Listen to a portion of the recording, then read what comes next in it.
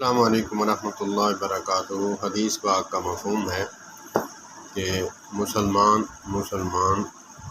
جو ہے آپس میں بھائی بھائی ہیں۔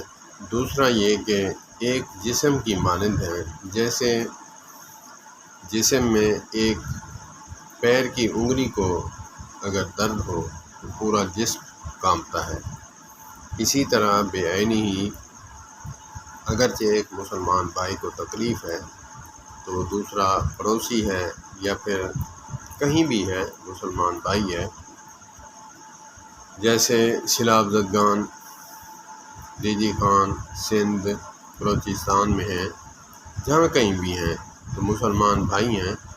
تو مسلمان جو ہے ایک دوسرے کا بھائی ہے، اور جہاں اس کو تکلیف پہنچے، چاہے بیرون ملک ہو چاہے اندرون ملک ہو، اس کا جو ہے دل تڑپ جانا چاہیے کہ میرے بھائی کو اللہ پاک تکلیف سے بچائے۔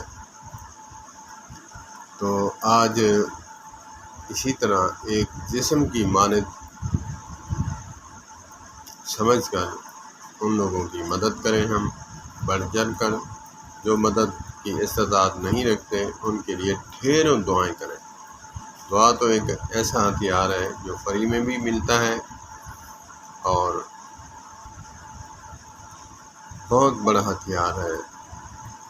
اللہ پاک سیلاب زدگان کی حفاظت فرمائے، اور جو اس دنیا سے رخصت ہو گئے اللہ پاک ان کے درجات بلند فرمائے، اور لواحقین کو صبر جمیل عطا فرمائے۔ والسلام علیکم ورحمۃ اللہ وبرکاتہ۔